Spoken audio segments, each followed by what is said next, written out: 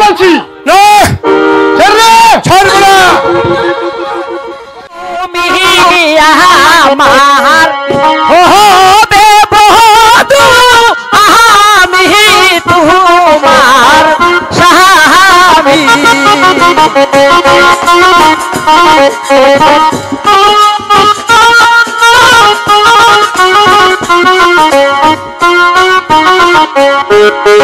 তুমি আমার হবে বধূ আমি তোমার স্বামী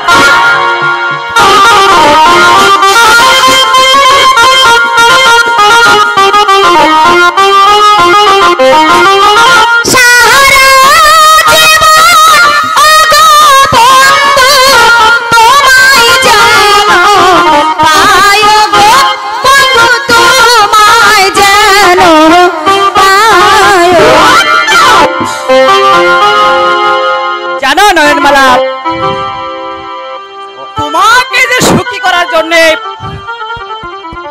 আমার যে সকল চেষ্টা নয়ন মালা মালা মালা এবার আমি আসি মালা আজ থেকে মনে করো তুমি আমার চিরদিন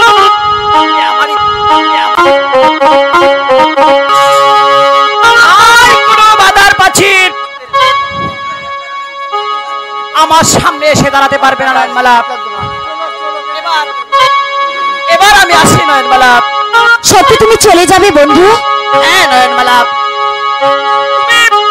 তুমি আমাকে হাসি মুখে বিদায় দাও নয়নমালা। আরে পরদেশী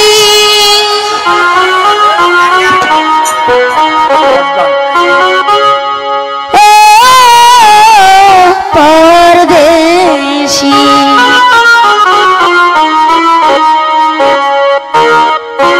যাবার আগে দোহাই লাগে একবার ফিরে যাও, আবার তুমি আসবে কবে আমায় কথা দাও, আমায় কথা দাও।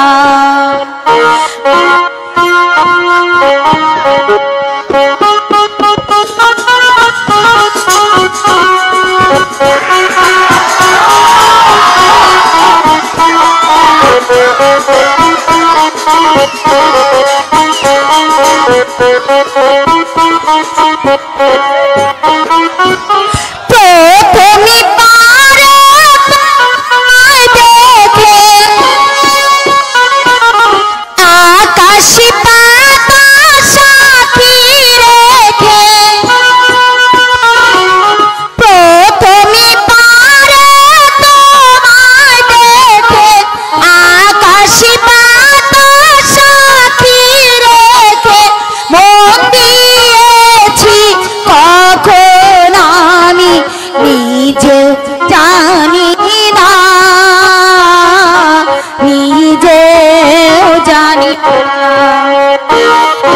পাষাণে মন ভেঙো না গো আমার মাথা খাও, আবার তুমি আসবে কবে আমায় কথা দাও, আমায় কথা দাও। আরে পরদেশী ও পরদেশী ও পরদেশী ও পরদেশী।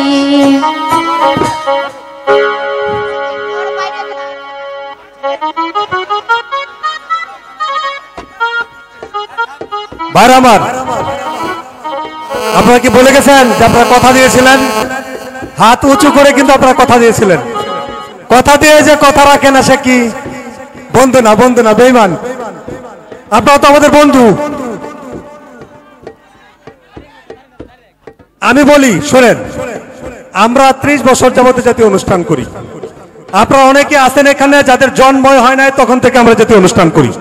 এখানে যে সমাবেশ হয়েছে এর চেয়ে অনেক অনেক গুণ বেশি মানুষদের নিয়ে আমরা অনুষ্ঠান করি। মানুষ যদি সহযোগিতা না করে, আয়োজকদের বাপ দাদার 14 গোষ্ঠীরও সাধ্য নাই অনুষ্ঠানকে শান্তিপূর্ণ করা, সুশৃঙ্খলপূর্ণ করা, সুশৃঙ্খল। আমি আবারও বলছি, বিনয়ের সাথে বলছি, আপনাদেরকে অনুরোধ করছি, বন্ধুরা আমার, আপনারা যদি সহযোগিতা না করেন কোন অবস্থাতে অনুষ্ঠানটি সুশৃঙ্খল ভাবে আমরা উদযাপন করতে পারবো না। আপনাদেরকে বসতে বলবো না, যেহেতু শান্তিপূর্ণ ভাবে এনজয় করবেন। এনজয় ইউরসেলফ বাট পিসফুলি, ঠিক আছে? উত্তেজনা চলবে, আমি জানি উত্তেজনা তৈরি হয়, নিজেকে নিয়ন্ত্রণ করবেন, ঠিক আছে? আর এই যে বাসের যে ভেটটা আছে, আচ্ছা আমাকে কি আরেকবার উঠতে হবে? আমার যেন আরো উঠতে না হয়, কথা দিলেন তো? আমরা অনুষ্ঠান করার মতো মানুষ, বারবার প্রতিবার প্রতি বছর এর চাইতে আরো বেশি মনোরঞ্জন আপনাদেরকে দিব। আপনারা কথা দেন, আপনারা কোনো বিশৃঙ্খলা করবেন না। তাহলে যে একটু চাপটা ছেড়ে দেন, চাপটা ছেড়ে দেন। চারপাশে আর যে আমাদের মা বোনেরা যারা আছে তাদেরকে দেখার সুযোগ করে দেন। খুব বেশি মানুষ তো এখানে হয়নি। একটু একটু একটু ধরে ধরে ধরে। আমি কিন্তু আরেকবার আয়সা যারা ছোট তাদেরকে শাসন করব। আমি নিজে আয়সা শাসন করব, এটা যেন প্রয়োজন না হয়। দয়া করে চাপ দিবেন না। ধন্যবাদ সবাইকে।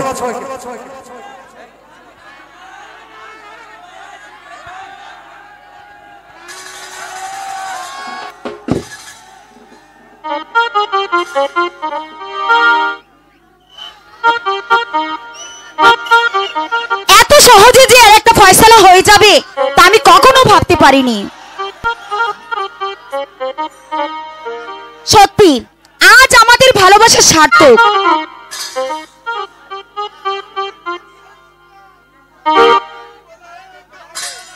কিসের ফয়সালা রঘুপতি?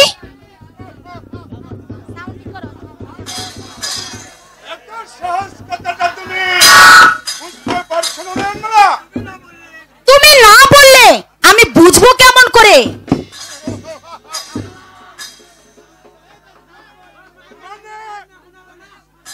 আমার সাথে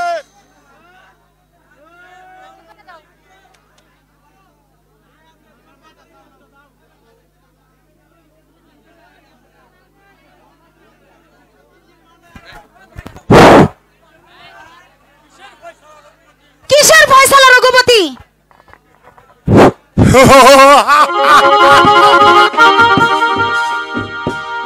কিসের ফয়সালা তা কি তুমি বুঝো না নয়নমালা? তুমি না বললে আমি বুঝবো কেমন করে? কি মানে তোমার সাথে আমার বিয়ের কথা? তোমার সাথে আমার বিয়ে? হ্যাঁ নয়নমালা, এবার বলো তুমি আমাকে বিয়ে করতে রাজি কি না? না না না, এই নয়নমালা কোনো প্রশ্নের জবাব দ্বিতীয়বার দেয় না।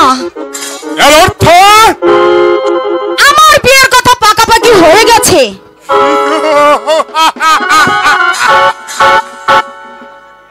তুমি তুমি কি আমার সাথে আর কি করেছো? কারণ আমাকে ছাড়া তুমি কাউকে বিয়ে করতে পারো না প্রিয়সী। তুমি আমার সাথে কি আর কি করছো? ইয়ার কি নয় রঘুপতি, আমি সত্যি বলছি আমার বিয়ের কথা পাকাপাকি হয়ে গেছে। সেই বীর পুরুষ এই রঘুপতির হৃদয় থেকে নয়নমালাকে ছিনিয়ে নিতে চাও। তুমি একবার বলো দুনিয়ার বুক থেকে সরিয়ে দিব। মা সে কে? সে হলো রাজপুত্র চঞ্চল কুমার। চঞ্চল কুমার, চঞ্চল কুমার, চঞ্চল কুমার অসম্ভব। তোমাকে পাওয়ার জন্য প্রয়োজন বুঝে তাকে আমি দুনিয়ার বুক থেকে নির্যাতন করে দিতে পারি। তোমাকেও স্মরণ রাখা উচিত, তার পূর্বে এই দুনিয়া থেকে তোমাকে চির বিদায় করে দেবে। নয়নমালা, তুমিও জেনে রেখো নয়নমালা, এই রঘুপতি বেঁচে থাকতে এই বিয়ে কিছুতেই হতে দিবে না নয়নমালা। তোমাকেও স্মরণ রাখা উচিত, সে হচ্ছে তোমার মনিব আর তুমি আজ্ঞাবাহী গোলাম। গোলামি গোলামি গোলাম। এই গোলামের পায়ের নিচে তোমার এই সর্বস্ব সতীত্বরা বিলীন করে দিতে হবে নয়নমালা।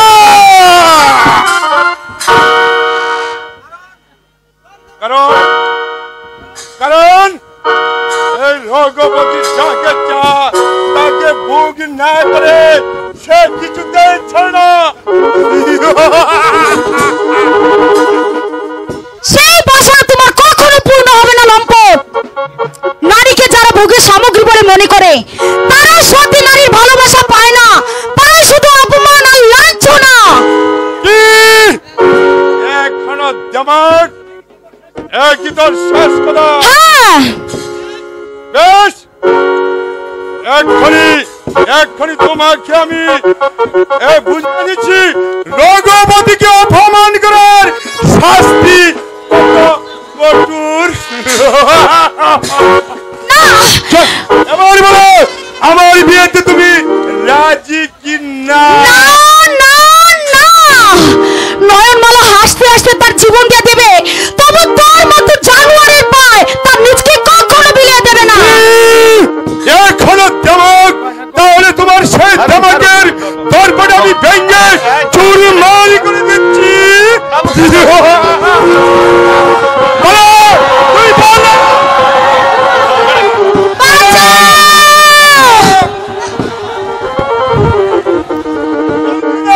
না যেমন না, আমি বলতে বাধ্য করিব। বল, বল। আব্দুল লম্বট কে তাবুকটা ছেড়ে দে বলছি। না ছেড়ে দে, ছাড়বো না, ছেড়ে দে চন্দন, ছেড়ে যা। এবার পাল্টা তাদের গায়ে সহ্য করে না শয়তান। এ কি করছিস দাদা? একটা ধরনকে শান্ত করছি। না দাদা, কি আমাকে অপমান, আমাকে চাবুকের গায়ে এই অপমানের প্রতিশোধ যদি আমি না নিতে পারি, হৃদয় আমি ক্ষত্রিয় সন্তান। সেই সুযোগ তোকে দেওয়া হবে না শয়তান। আজ তুই আমার বোনের গায়ে হাত তুলে আমার মাথায় খুন চাপিয়ে দিয়েছিস।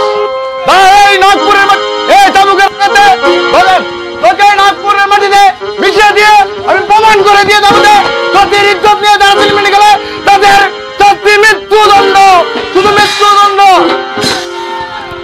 থাক দাদা। দাদা, আজ তুই ওকে কুকুরকে খাওয়া যায় না। যান, বেরিয়ে যান এখান থেকে। বেশ, বনুরও আজ তোকে ক্ষমা করে দিলাম। এখন তবে ভবিষ্যতে যদি কোন নারীর প্রতি কামনার দৃষ্টি নিয়ে তাকাস, তাহলে তোর দুটো আমি উপরে নেব। যা, বেড়ে যা শয়তান। বেশ,